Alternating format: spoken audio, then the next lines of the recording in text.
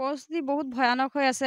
অসমৰ মুখ্যমন্ত্ৰীক আমি হাতযোৰ কৰি আহ্বান জনাইছোঁ যাতে আমাক স্থায়ী জেগা এডোখৰ দিয়ে আৰু আমাৰ এই যে গৰাখহনীয়া ৰোধ কৰিবলৈ আৰু ভালকৈ চেষ্টা কৰি যায় তাৰ বাবে আমি তেখেতক অনুৰোধ জনাইছোঁ।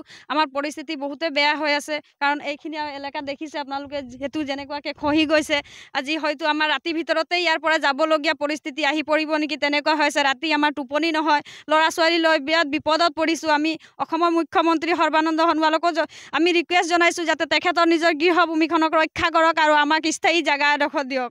যোৱাকেইদিনত যি ভয়ংকৰ আছিলে আমাৰতো কালিও মই ইয়াতে আহিলোঁ দেখিলোঁ এইটো গৰাখহনীয়া পূৰা খান্দি আছে ৰাতি 2টা।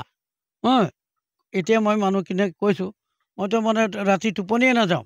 চবেই জানে এই মানুহটো যে সাৰ পাই থাকে। মোৰতো ঘৰ সেইখিনি আপোনাৰ বাৰীখিনিত আছিলে। তো যোৱা বছৰ আহি ইয়াত কোনো ৰকম বনালোঁ, বনাই তাৰপাছত এতিয়া এইটো দেখি আছোঁ দিন ৰাতি 24 ঘণ্টা খালি সেইটোকে ভাবি কি হ'ব কি নহ'ব, চৰকাৰে কি কৰে নকৰে।